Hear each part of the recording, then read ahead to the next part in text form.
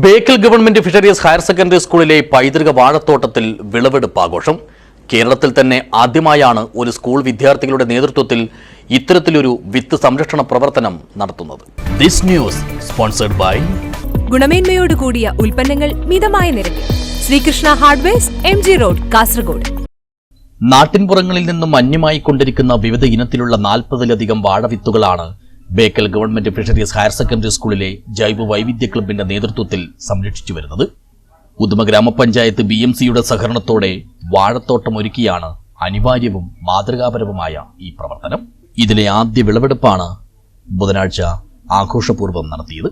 ഉദുമ ഗ്രാമപഞ്ചായത്ത് president P. Lakshmi വിളവെടുപ്പ് ഉത്സവം ഉദ്ഘാടനം ചെയ്തു. PBR തയ്യാറാക്കി, അതുപോലെ തന്നെ LPSAP പുസ്തകമൊക്കെ തയ്യാറാക്കണം. അതിൻ്റെ എല്ലാം ഗുണം കണ്ടെത്തണമെങ്കിൽ ഇതുപോലുള്ള വൈവിധ്യമാർന്ന കൃഷികളിൽ ഏർപ്പെട്ടുകൊണ്ട് നമുക്ക് ഓരോ കാര്യങ്ങളും വിളയിക്കുമ്പോഴാണ് നമ്മുടെ BMC എന്താണെന്നുള്ള അതിൻ്റെ ഒരു അർത്ഥത്തിലെത്തുന്നത്. അല്ലാതെ BMC എന്ന് പറയുമ്പോൾ നേരത്തെ DYSPയും പിന്നെ BMCയുടെ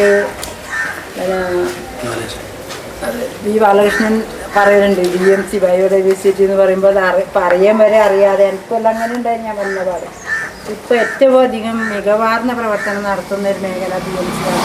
ചടങ്ങിൽ PTA പ്രസിഡന്റ് V. പ്രഭാകരൻ അധ്യക്ഷനായി.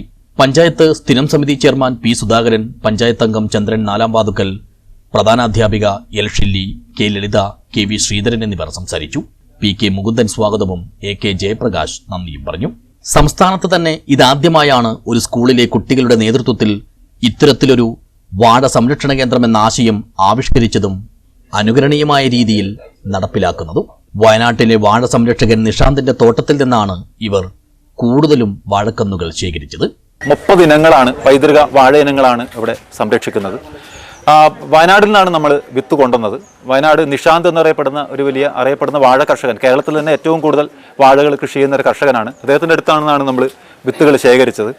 അപ്പോൾ ഓരോ ഭൂപ്രകൃതിക്ക് അനുസരിച്ചുള്ള വിത്തുകൾ ശേഖരിക്കാൻ വേണ്ടി പ്രത്യേകം നമ്മൾ പിന്നെ തിരഞ്ഞെടുക്കുന്ന സമയത്ത് അത് പ്രത്യേക ഒരു മാനദണ്ഡമാക്കിയിരുന്നു. നമ്മുടെ ഈ ഭൂപ്രകൃതിയുമായി ചേർന്നിട്ടുള്ള വാഴ ഇനങ്ങളാണ് നമ്മളിവിടെ കൊണ്ടുവന്നിട്ടുള്ളത്. പിന്നെ ഈ പ്രൊജക്റ്റ് ഒരു സ്റ്റാർട്ടിങ് മാത്രമാണ്. ഇതിൻ്റെ ഈ പദ്ധതിയുടെ ലക്ഷ്യമെന്ന് പറയുന്നത് ഈ പ്രാദേശികമായി നഷ്ടപ്പെട്ടു പോകുന്ന, പ്രത്യേകിച്ച് വാഴ ഒരുപാട് വിറ്റാമിൻ കൂടിയ മറ്റ് പുറം രാജ്യത്തു നിന്നുള്ള വിളകൾ അല്ലെങ്കിൽ പഴങ്ങൾ വളരെ കൂടുതലായിട്ട് ഉപയോഗിക്കുന്ന ഒരു കാലഘട്ടത്തിൽ നമ്മുടെ തദ്ദേശീയമായ വാഴ ഇനങ്ങൾ പുറന്തള്ളപ്പെടുന്നു എന്നുള്ള ഒരു ചിന്തയിൽ നിന്നാണ് ഞങ്ങൾ ഈ വാഴ ഇനങ്ങൾ പ്രോത്സാഹിപ്പിക്കേണ്ടതുണ്ട് എന്നുള്ള രീതിയിൽ പൈതൃക വാഴ ഇനങ്ങളുമായിട്ട് മുന്നോട്ട് വന്നത്. ആ കൂട്ടത്തിൽ ഈ പ്രൊജക്റ്റ് ഇപ്പോൾ 30 ഇനങ്ങളായിട്ട് മുന്നോട്ട് നിൽക്കുകയാണ്. ഇനി അതിൽ വരുന്ന സമയങ്ങളിൽ മറ്റ് ഇനങ്ങളുടെ എണ്ണം കൂട്ടിയിട്ട് ഇവിടെ പ്രാദേശികമായി കർഷകർക്ക് ഇത് ലഭ്യമാക്കുക എന്നുള്ളതാണ്. കൂടാതെ മറ്റ് സ്കൂളുകളിലേക്ക് കൂടി ഇത് വ്യാപിപ്പിക്കുക.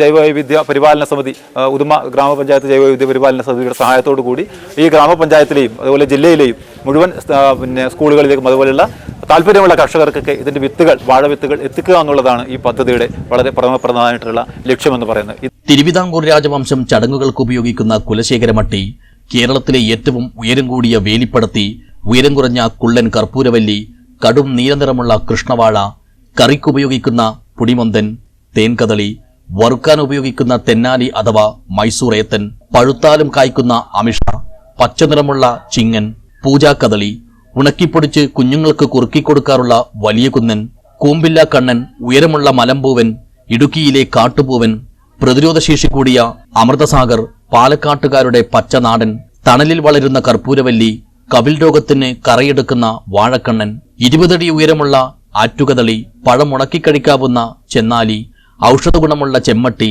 ബംഗാളി ഇനങ്ങളായ ഗൗരിയ, പച്ചചോന്ത, ബെറ്റിസ, ദേശികന്താളി, ബീഹാർ ഇനമായ ഗോത്തിയ, ആന്ധ്രയിലെ മങ്കൂത്മാൻ, തമിഴ്നാട്ടിലെ രസ്താളി എന്നിവയെല്ലാം വാഴത്തോട്ടത്തിലെ വൈവിധ്യങ്ങളാണ്. ഏത്തപ്പടത്തിയും മലേഷ്യയിൽ നിന്നുള്ള ജാരിബുയയും ഹൈബ്രിഡ് ഇനമായ DCB 2ഉം കുലച്ചു. പഴനി ക്ഷേത്രത്തിലെ പഞ്ചാമൃതത്തിനുപയോഗിക്കുന്ന വിരുവാക്ഷിയടക്കമുള്ള വാഴകൾ കുലയ്ക്കാൻ പാകത്തിലുമെത്തി. ഓരോന്നിനെയും തിരിച്ചറിയാനായി മുമ്പിൽ ബോർഡുകളും സ്ഥാപിച്ചിട്ടുണ്ട്. കൃഷിയുടെ വളർച്ചാ ഘട്ടങ്ങൾ ദിവസവും കുട്ടികൾ പഠനവിധേയമാക്കുന്നുമുണ്ട്. News bureau, Uduma.